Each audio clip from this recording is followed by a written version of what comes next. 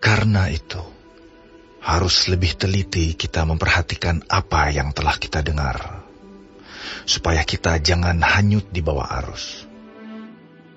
Sebab kalau firman yang dikatakan dengan perantaraan malaikat-malaikat tetap berlaku, dan setiap pelanggaran dan ketidaktaatan mendapat balasan yang setimpal, bagaimanakah kita akan luput jikalau kita menyia-nyiakan keselamatan yang sebesar itu, yang mula-mula diberitakan oleh Tuhan dan oleh mereka yang telah mendengarnya kepada kita dengan cara yang dapat dipercayai, sedangkan Allah meneguhkan kesaksian mereka oleh tanda-tanda dan mujizat-mujizat, dan oleh berbagai-bagai penyataan kekuasaan, dan karena Roh Kudus yang dibagi-bagikannya menurut kehendaknya. Sebab bukan kepada malaikat-malaikat telah ia taklukkan dunia yang akan datang, yang kita bicarakan ini. Ada orang yang pernah memberi kesaksian di dalam suatu nas. Katanya, "Apakah manusia sehingga engkau mengingatnya, atau anak manusia sehingga engkau mengindahkannya? Namun engkau telah membuatnya untuk waktu yang singkat sedikit lebih rendah daripada malaikat-malaikat, dan telah memahkotainya dengan kemuliaan dan hormat. Segala sesuatu telah engkau taklukkan di bawah kakinya. Sebab dalam menaklukkan segala sesuatu kepadanya, tidak ada suatu pun yang ia kecualikan, yang tidak takluk kepadanya. Tetapi sekarang ini belum kita lihat bahwa segala sesuatu telah ditaklukkan kepadanya. Tetapi Dia yang untuk waktu yang singkat dibuat sedikit lebih rendah daripada malaikat-malaikat, yaitu Yesus.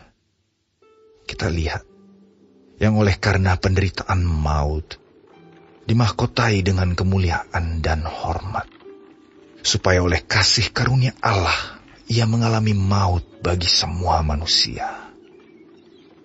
Sebab memang sesuai dengan keadaan Allah, yang baginya dan olehnya segala sesuatu dijadikan, yaitu Allah yang membawa banyak orang kepada kemuliaan, juga menyempurnakan Yesus yang memimpin mereka kepada keselamatan dengan penderitaan.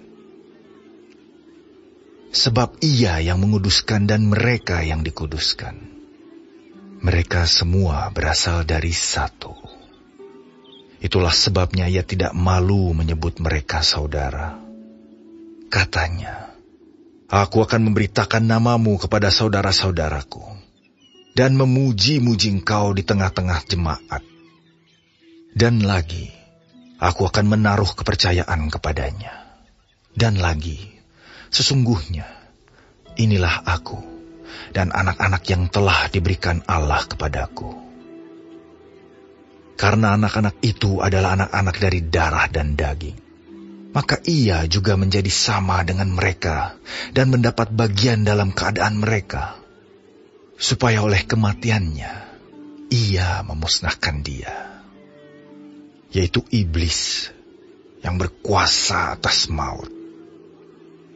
Dan supaya dengan jalan demikian ia membebaskan mereka yang seumur hidupnya berada dalam perhambaan, oleh karena takutnya kepada maut.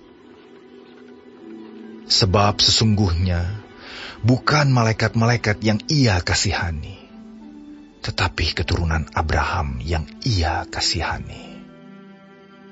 Itulah sebabnya, maka dalam segala hal ia harus disamakan dengan saudara-saudaranya, supaya ia menjadi imam besar yang menaruh belas kasihan dan yang setia kepada Allah untuk mendamaikan dosa seluruh bangsa. Sebab oleh karena ia sendiri telah menderita karena pencobaan, maka ia dapat menolong mereka yang dicobai.